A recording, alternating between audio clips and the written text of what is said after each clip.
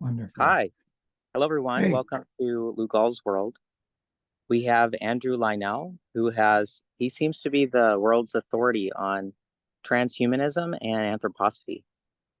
And we've had a beautiful discussion about the different scary things about it, the different hopeful things about it.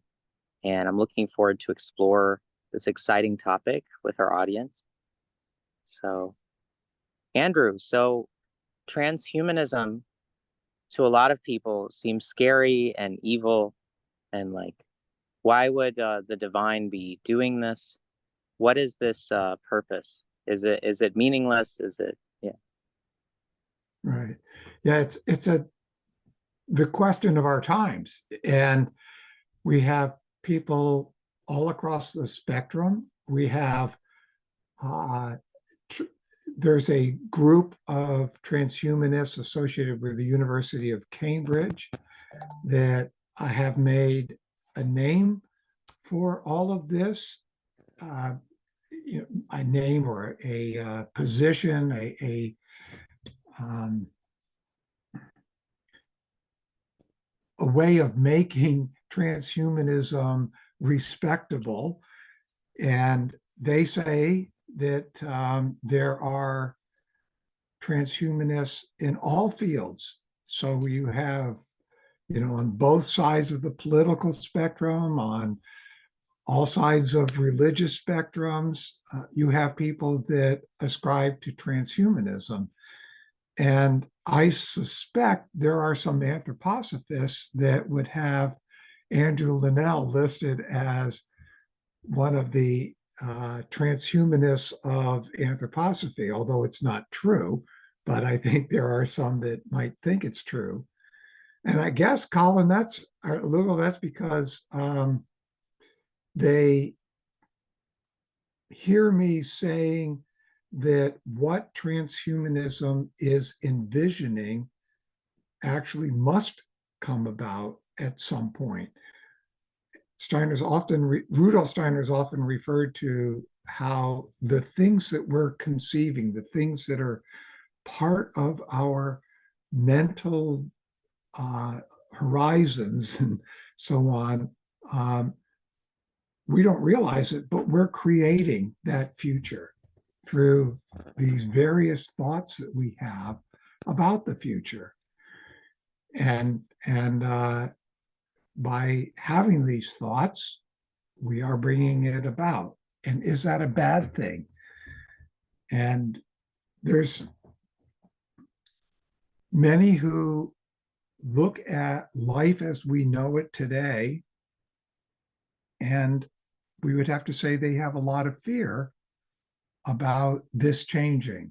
They think what we have today is absolutely wonderful, God given to us, and full of richness and goodness.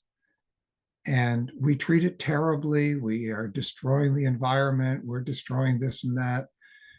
So many people wish that, in a way, humans could kind of step back and let nature be. And you probably know this within anthroposophy. The whole purpose of nature, the whole purpose of Earth evolution is for humanity to progress, right? And this gets into this question: what about this future? Why do we have to go through transhumanism? I don't want to incarnate if I have to incarnate into a transhumanist body. And we have to ask, what are the spiritual, what happens spiritually for us that might be deemed necessary if we do go that way? What is it about transhumanism that has a spiritual purpose? And of course, when we think about such a thing, instantly we go, oh, but that's going to take us in the wrong direction. We don't want to go down into subnature and down into machines. We want to become angels, higher beings, So why would we have this transhumanism? I don't know if you've got any thoughts on that yourself that you might want to converse with me on this. So I'll stop for a second. And does any of that resonate, or does that only provoke more fear? No, it resonates. I think about I practice a lot of my most powerful initiation was by interacting with Regulus or Lugal, which is what this channel is dedicated to. And a lot of the ancients, there's many mysteries related to the stars, and Steiner talks about the stars. And I watch different channels like Library of the Untold, and they talk about these non-biological um, kind of beings, these plasma type beings. And so I think about angels or these different spirits or stars, and I think about their aliveness outside of biology. And it seems to be by many people that biology is, some kind of fabrication from that, maybe the ether or some kind of plasma type energy going through us. And this is simply a passing state that we're temporarily investigating. Alternatively, so that would be on the more neutral or positive side. I think to the Tao Te Ching, it says the basically like corrupt countries or places would build all these machines to help them with things, all these time-saving machines or different contraptions. And I think about what we're saying with transhumanism and self-rejection or rejection of the mother, rejection of this more base reality for the sake of something transcendent. My question would be any thoughts that you have regarding. I would love for you to address, if possible, any thoughts you have regarding both of these ideas. Yeah, I'm a bit hesitant with things I haven't studied, and certainly with things that I haven't worked inwardly deep enough on. Um, I have focused my work for the last 40 years entirely on Rudolf Steiner, and I get tastes of things, but I can't really comment too well. But the question of extraterrestrials and so on comes up a lot. The question of the spiritual hierarchies comes up a lot, and um, and are we as human beings destined to leave Earth and live on other planets?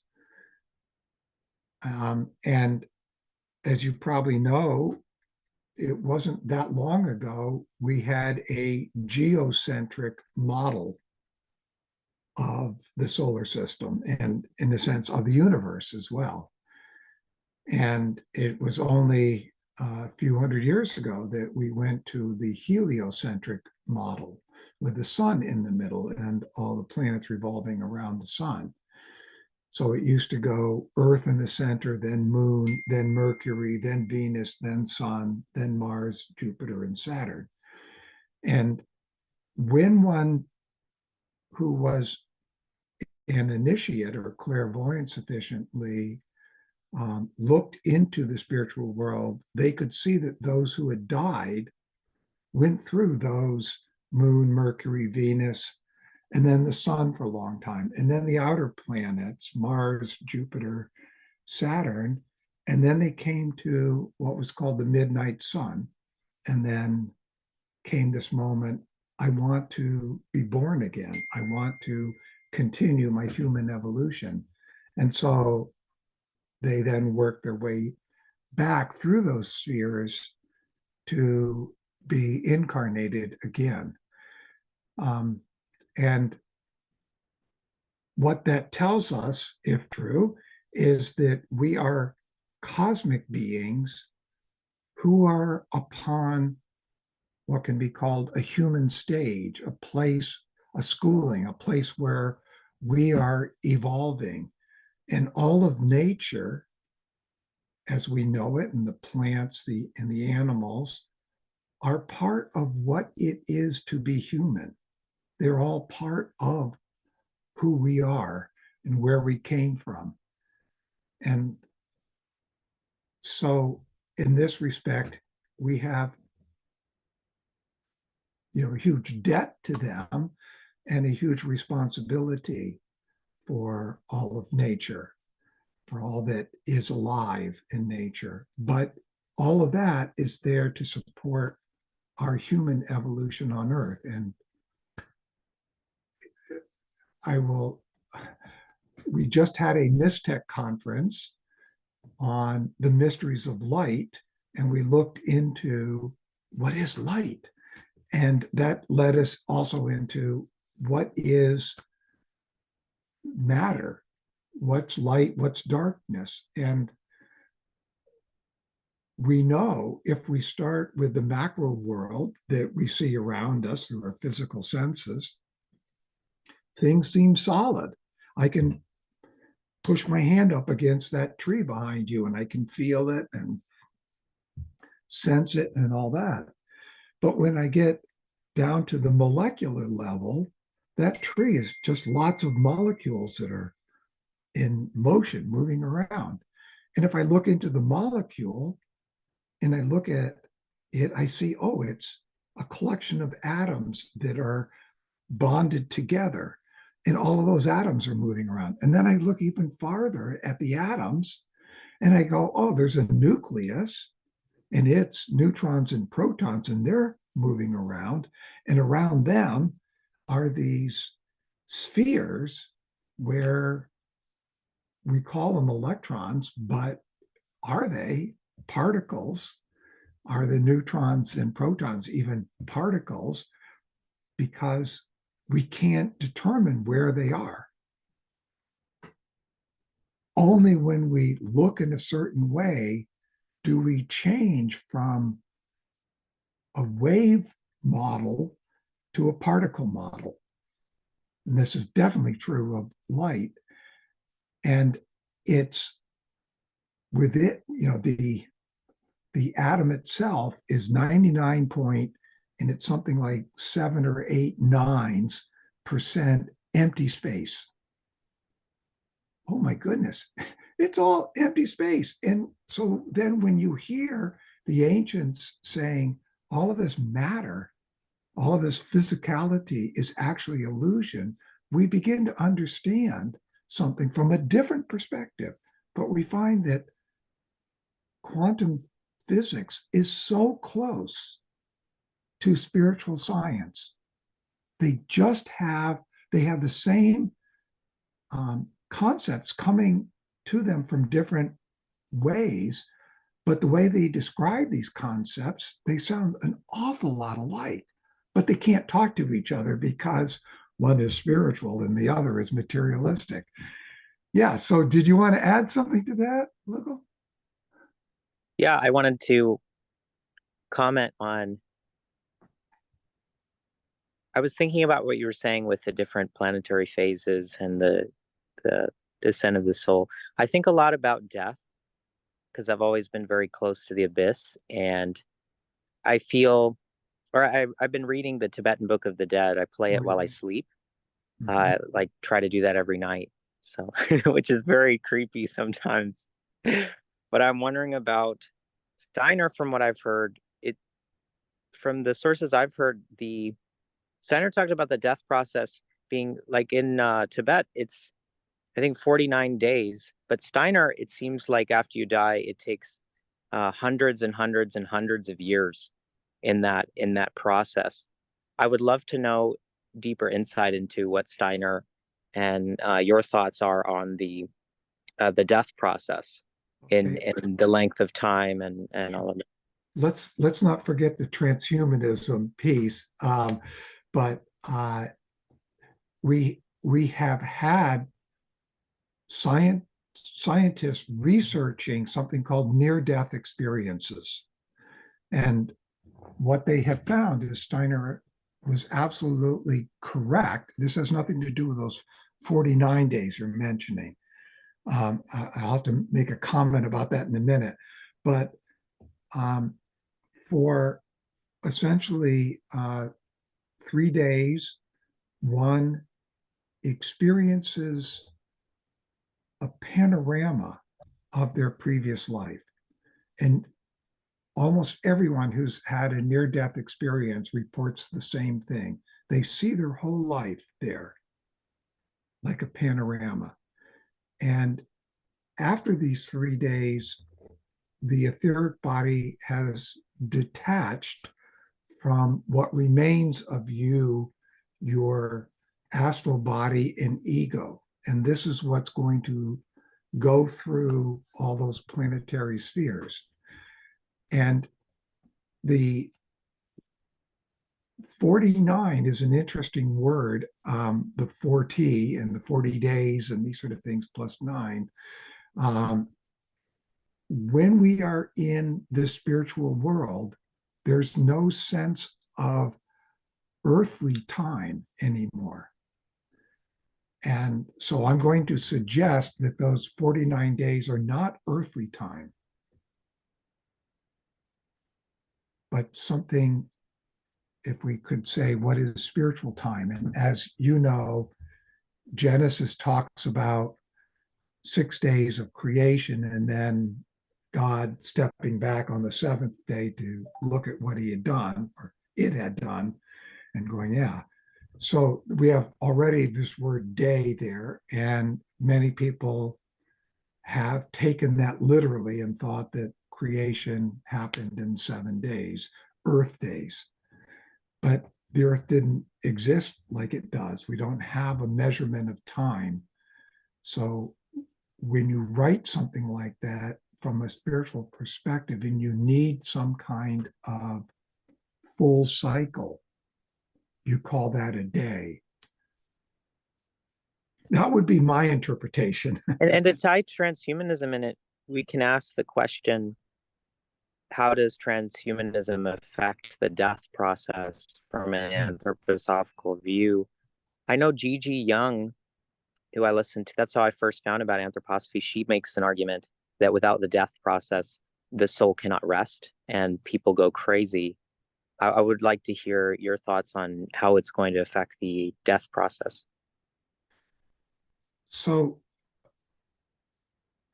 when, if we look way back in Genesis to the time of Eden, the garden of in paradise,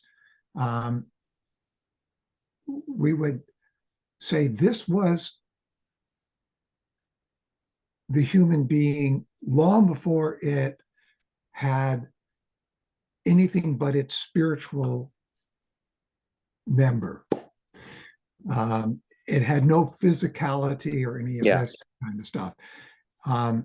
And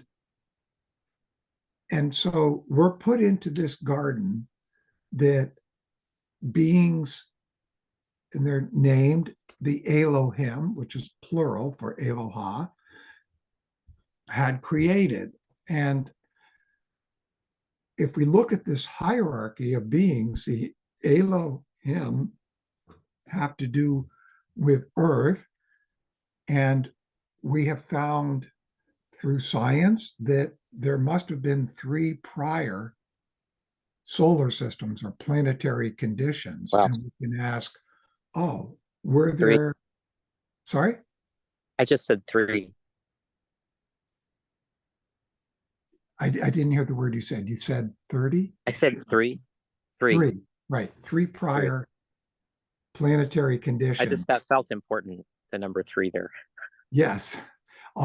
These numbers are all very important. The numerology and all is very important in all of this. But there's esoteric names to these. I don't know if I need to mention them, but the important thing is that in each of those prior ones, conditions were totally different. And we're talking about like Lemuria, Hyperborea. No. Those are all part of Earth evolution. Oh, wow. Before all that. Yes. So this would be a totally different solar system. Wow. And so there would have been different beings then upon the human stage of those previous planetary conditions. And death and so on was not known in those prior ones. We come to Earth and we come to humans in Eden, and in each of those prior planetary conditions, there's a group of spiritual beings that will come under a name of their sort of foremost representative. And from the previous one, that would be Lucifer. And Lucifer was on the human, not Lucifer, but Lucifer's beings were angels on the human stage of this prior planetary condition. And many of them did not finish the work to achieve what was their goal. And there's a long story to that, who are the beings of hindrances and all. But when we come to Earth now, the redemption of those beings comes at this time of Eden. And those beings are going to be given an opportunity for redemption. And so they work upon the human being to bring their influence. And that influence on us was our desire to know good and evil, to have knowledge of good and evil. But that comes with a change in our destiny, in what we were going to be on Earth. And to balance what Lucifer brought, another spiritual being from the previous planetary condition needed redemption, had to be brought in. And this is a being that Steiner calls Ahriman. In some biblical passages, it's called Satan. But the biblical passages are not consistent. Some writers use Satan for all the devils.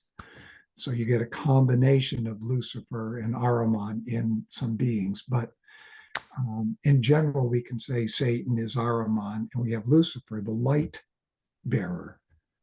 So Lucifer wanted to raise us as spiritual beings, and to balance that, we have to go deeper into the material, into the physical. And that's Ahriman that had to be brought in. And so our path of evolution now has to go deeper. And Lucifer had an incarnation in the flesh about 3000 BC. Then we had Christ. And now, in the millennium that we're in, there will be in the flesh an incarnation of Ahriman. And this is necessary. It's absolutely necessary that it happen for our benefit, but also not just for humans, but for those Ahrimanic beings and the Luciferic beings, that they can be properly redeemed. So it's a cosmic solution to something. Yeah, you've got your hand up again. Glad to hear your thoughts on this. I'm very curious about when you talk about redemption, for what redemption is, what redemption means. These beings, it seems like you're saying that they have not completed their evolution, or they went on some extreme, or they kind of veered off, and so there's some part they're playing to reintegrate into some kind of balance or equilibrium. Is that the redemption we're talking about, or is it something entirely Yeah, I would say different? that the redemption for these beings, because in a way, their failure to reach their full development isn't their own. It's not out of their freedom. And this gets Mm, very complicated, but the freedom for a spiritual being does not happen in any of these prior solar systems until Earth. And it doesn't happen even in Earth until we get to about the 15th century. We get the potential for freedom, which means I don't care about my tribe. I don't care about my bloodline. I am a human individual. And we don't get that really until about the 15th century. It's been building, it was building up, but that's something that we can say comes with Christianity. Not entirely, but it comes largely with the Christ consciousness that I am and I am. And we have in that biblical saying when Moses asks the spiritual being of the burning bush, what do I tell the tribe who told me this and gave me these 10 commandments? And the voice from the burning bush says, you tell them, I am the I am. They had a sense already in Moses' time that we're developing an I am, a self identity. So,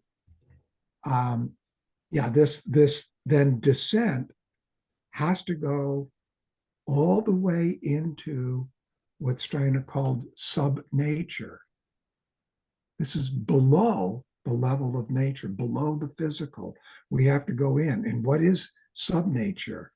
And he says it's electricity and magnetism and even a third force, which many people have wondered, is that atomic power?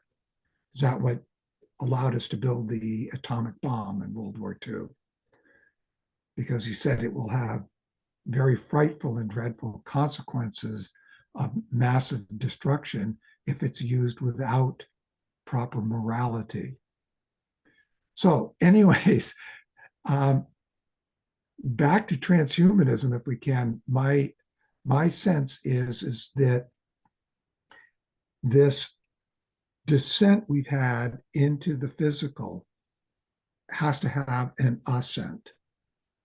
And the time in which we entered, if we look straight across, there will be a time when we have to depart from the physical.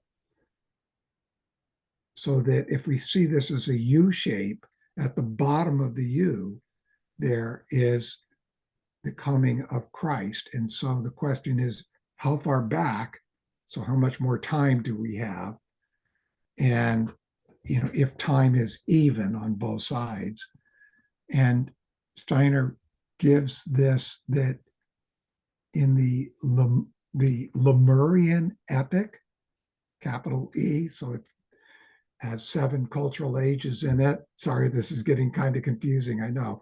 We began to enter the physicality of the earth, but it was not until the middle of the Atlantean epic, which followed the Lemurian, that there was sufficient hardness, solidity, that the human being could evolve from being something whose backbone was not upright to being able to have something it could stand on and have an upright posture.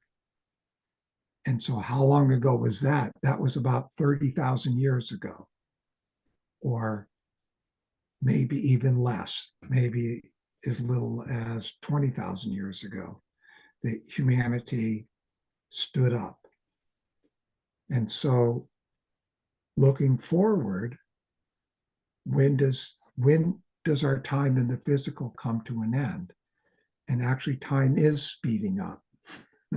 And you can see that in the lifespan of what people experienced 500 years ago, 400 years ago, 300 years ago, 200 years ago. And my grandparents said, we were the most blessed generation because we went from horse and buggy to man on the moon. But I think it's still speeding up. And so Steiner said, the end of sexual procreation will happen around the year 5700, which is the end of the next cultural age. And in the seventh cultural age, that will be the golden age of transhumanism. That will be the age in which all that we're trying to prepare today, all the envisioning of transhumanism will have its time. And it'll be necessary that we have it so that human beings who are unable to ascend, and I'll have to talk about what ascension is, will be able to continue to come into the earth environment in order to redeem their karma and the karma of others that they love. Okay, you had your hand up. I don't know if you still have a thought that you want to share. My first question was, I'm always fascinated by why are we here? Like, why are we human? Why are we here? Did we do something?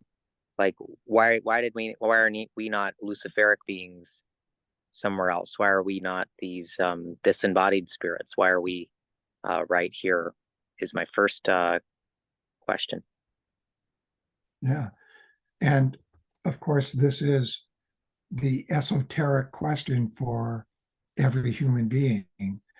And it's in the entrance to Delphi's temple of Athena.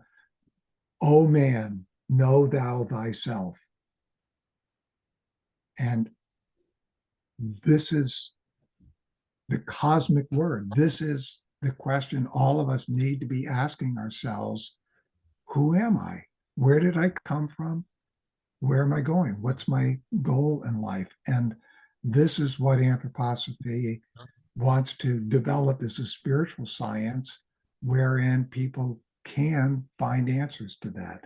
If we are a spiritual being here on the earth for a purpose, what do we need to do? How do we attain our goals? But more like, why are we in this position right here as opposed to not the Luciferic one, or the, like, why did we end up right here? So in each of those previous planetary conditions, something was manifested, something was created. In the very first one, it would be the existence of warmth. In the next one, you get light and air. In the next one, you get liquid or water and a higher ether called the chemical ether. And in ours, we have the solidity and a higher ether called the life ether. This continues. Eventually, there will be 7 elements and 7 ethers. So, but we have to focus, us humans, what are these conditions that we're in? What is it that we are to develop? And what we learn from Christianity, from Lucifer, and from Ahriman is that we are the beings who will be the spirits of love and freedom. That we can deploy love and freedom out of wisdom. Wait, so we're turning into, it seems, is it that we're turning into the future Luciferic spirits? Is that's what's happening with transhumanism? Or are we staying? Yeah. Yeah, in a way you Oh, could say excellent. that. Wow. There's a very interesting saying that Christus varus Lucifer, meaning Christ is the true Lucifer. That the redemption of Lucifer is to come to see that his mission is the fulfillment of humanity.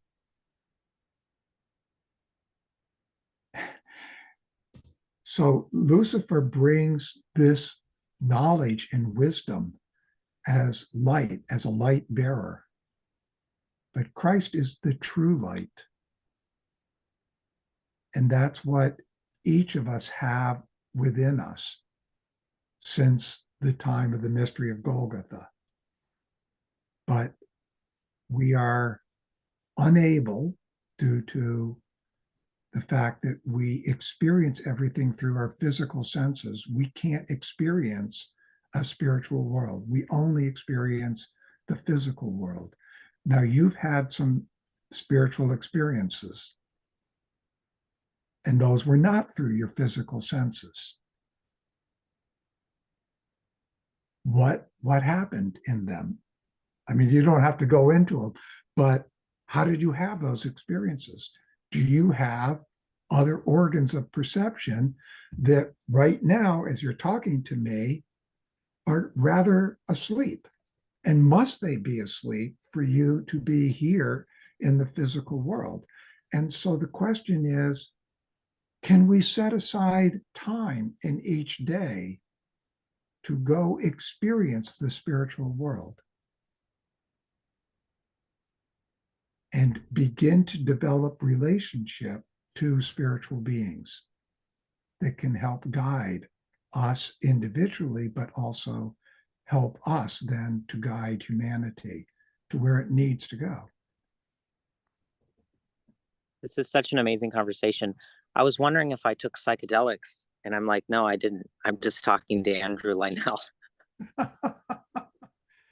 Yeah, well, the use of psychedelics, um, and in my college years, I did a lot of things, um, but this is a sort of quick and dirty way to have spiritual experiences. And it doesn't develop this as you need to go and do the psychedelic again, because you can't get there from your own doing. Even if you have fond memories of what you experienced, you can't get back there. And so you can't make out of such experiences a spiritual science. You yourself can't do it, and other people can't experience the spiritual world as you experienced it to make a spiritual science out of it. And so Steiner mentioned that these psychedelics would be coming, and there will be some amazing ones that come from Ahriman that allow us to have wonderful, powerful spiritual experiences that actually end up enhancing materialism, because we will become dependent upon the material path to spiritual experience. The goal I was hinting at when I talked about the golden age of transhumanism is what's described in the Gospel of Matthew, chapter 25, when he talks about a separation of humanity, separation into an evil race and a good race. It has nothing to do with racial stuff we talk about today. It's just your inclinations. And really, the difference today is how much do you accept materialism as the only reality? And as that progresses, it takes you in the path of Ahriman into what would be the evil race of that future, where you desire and want to have a physical body. Even though sexual procreation will have come to an end, we will find ways to have physical bodies. But this other group will learn how to become conscious in what's called their etheric body, their life body. Are these like the Asuras? Well, the Asuras is a totally different topic, which I don't think we have time to get into, but let's just say the Asuras Because it are, sounds similar to the I don't know if my etymology is correct. I'm just kind of guessing. Seratic and Azuric seem to sound a little bit similar, like the Saturnian entities that Steiner talked about. And then I'm trying to see how these connect, these like future Ahrimanic beings, kind of like these future um, offspring of this, like future, how this I'm kind of abstracting the ideas of like trying to see these essences. Yeah, well, I I think it would be in a way too confusing to for your listeners here to go too deep into the Azuras, but within anthroposophy, it's well known that in a historical sense, the first of these beings we dealt with was Lucifer. And then we started dealing with Ahriman, and we have for some 20,000 years, but it's increasing because his incarnation is coming soon. And then there's a third class of beings. And remember, I told you there were three previous solar systems. Yeah. So each one of these comes from a previous solar system. Each of them, in a sense, they don't know it, but there are higher beings that want to redeem them. And the Azuric beings aren't reaching any path during Earth evolution towards their redemption. I think the beginning of their redemption will wait until the next planetary condition when Ahriman is being redeemed, as Lucifer is being redeemed during Earth evolution.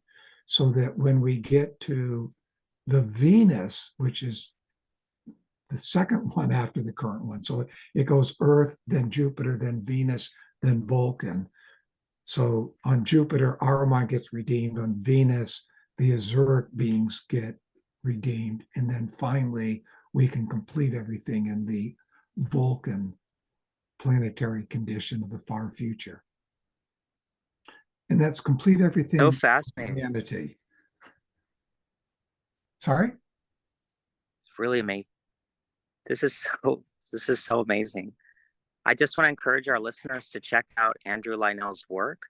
The links are in the description. Please consider investigating these things more further. I think this is an extremely important issue that we need to wrestle with in our soul and discover some of these gems from anthroposophy and Steiner. And I want to really thank you for coming on the show and helping our listeners connect with these topics and hopefully taking some of the fear, some of the confusion out of transhumanism.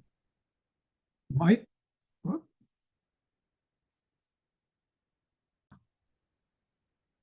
So I'd like to read this verse. It goes like this: with the human soul withdrawing more and more from the body is increasingly in danger of being filled with something else. And if human beings are not prepared to take up impulses which can only come from spiritual scientific knowledge, the body will be filled with demonic powers, hence our transhumanism. Humanity is facing a destiny where the body may be filled with Ahrimanic demonic powers. So we have to add to what I said yesterday. This is Steiner talking about future development. There will be people in the future who are Tom, Dick, and Harry in ordinary life, which is something determined by social circumstances, but their bodies will be empty to such an extent that a powerful Ahrimanic spirit can live in them. One will be meeting Ahrimanic demons. Humans will not be what they appear to be. The individual person will be deep down inside, and outwardly, one will get a totally different picture. That is this seventh cultural age from roughly 5533 to 7893.